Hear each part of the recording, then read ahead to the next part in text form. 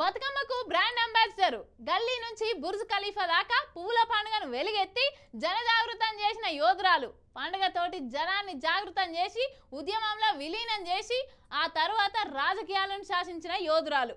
పూల పండుగను ప్రజా విప్లవంలో కలిపిన ప్రజా నాయకురాలు. ఎవరి గురించి అని తెలుసుకోవాలని ఉన్నదిలే, చూడుర్రి. గౌరమ్మ ఏమేమి కాయొప్పునే గౌరమ్మ మా తంగేడు పువ్వొప్పునే గౌరమ్మ తంగేడు కాయొప్పునే గౌరమ్మ. బతుకమ్మ అంటేనే కవితక్క, కవితక్క అంటేనే బతుకమ్మ అన్నట్టు నడిచింది గడిచిన 10 ఏళ్ళు. అయితే ఢిల్లీ లిక్కర్ స్కామ్ లో అరెస్ట్ అయ్యి 6 నెలలు తీహార్ జైల్లో ఉండి బెయిల్ మీద బయటికి వచ్చింది. మొన్న ఆరోగ్యం బాలేదని దవాఖానకు కూడా పోయింది. ఈసారి బతుకమ్మలతో అక్క రీఎంట్రీ ఇస్తుందని బగ్గనే ప్రచారం కూడా జరిగింది. కవితక్క ఎక్కడని పబ్లిక్ అంతా ఎదురు చూస్తున్నారు.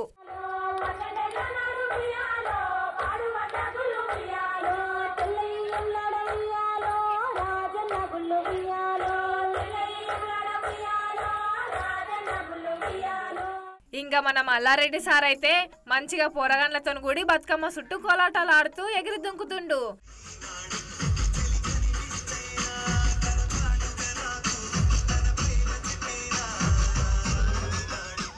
ఇంగిటి కేసీఆర్ సొంత గ్రామం చింతమడక కాడ కేసీఆర్ పాట పెట్టుకొని కేసీఆర్ బొమ్మ పట్టుకొని గిట్లా ఆడి పాడిండ్రు.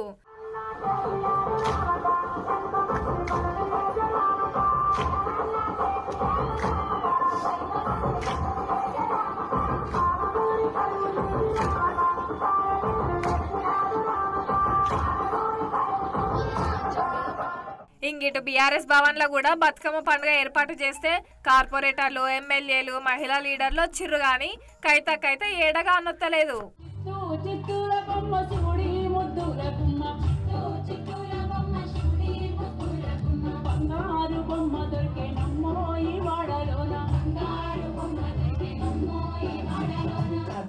ఊరూరుకు బంగారు బతుకమ్మ ఎత్తిన కవితక్క ఈసారి ఎందుకు బతుకమ్మ ఆడతలేదు?